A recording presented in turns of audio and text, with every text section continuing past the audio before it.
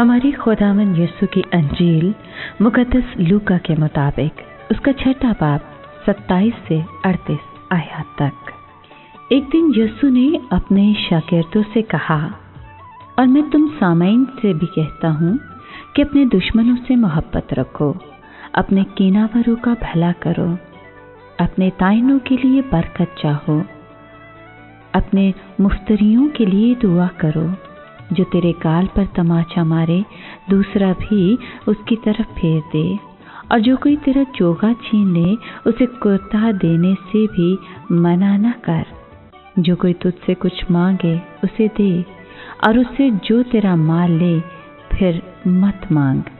और जैसा तुम चाहते हो कि लोग तुमसे करें, तुम भी उनसे वैसा ही करो।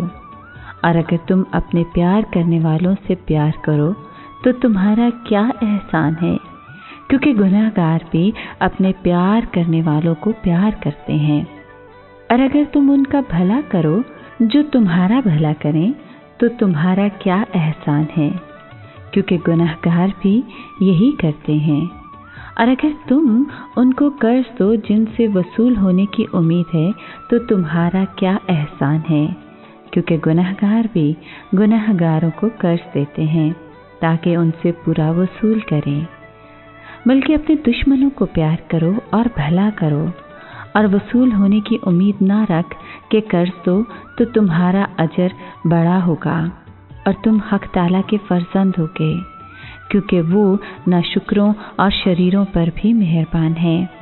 इसलिए तुम रहीम बनो जैसा तुम्हारा बाप रहीम है।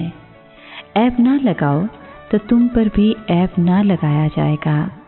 मुजरिम ना ठहराओ तो तुम भी मुजरिम ना ठहराए जाओगे। बरी करो तो तुम भी बरी किए जाओगे। दो तो तुमको भी दिया जाएगा। अच्छा पैमाना दबाया हिलाया भरपूर तुम्हारे दामन में डाला जाएगा, क्योंकि जिस पैमाने से तुम नापते हो उसी से तुम्हारे लिए भी नापा जाएगा। पाक कलाम के पढ़े और सुने जाने पर खुदावंद की बरकत हो, खुदा का शुक्र हो। अजीज दोस्तों, यहूदियों के मजहबी उस्ताद अपने पड़ोसियों से मोहब्बत रखने की तालीम देते, लेकिन साथ ही अपने दुश्मनों से अदावत रखना भी सिखाते थे। लेकिन यीशु ने उनकी सख्त मुखालफत के बावजूद कहा कि अपने दुश्मनों से मोहब्बत रखो।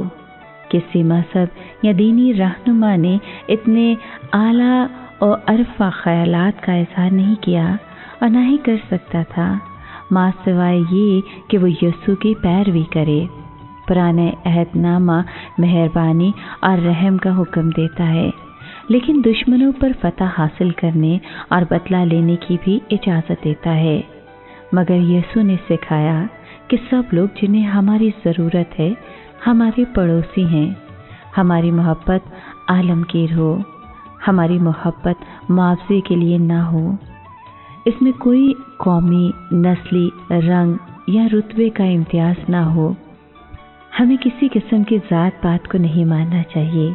ये कामलियत का सबसे बुलंद नमूना है। जिस तरह हमारा आसमानी बाप कामिल है, हमें भी कामिल बनना चाहिए। जिस तरह वो रहीम है, हमें भी रहम करना आना चाहिए। जिस तरह वो रहीम है, हम भी उसी तरह रहीम बने। इसी तरह से हम खुदा को पहचानने में तरक्की करेंगे और उसके पूरे कद तक पहुंच जाएंगे। ऐ खुदावन, हमें ये तौफीक दे कि हम तेरे नक्शे कदम पर चल सकें, हम तेरी पैरवी कर सकें, ताकि हम सबका भला चाहें, सबसे मोहब्बत और प्यार करें और ऐसे रहीम बने जैसा कि हमारा बाप रहीम है। आमीन।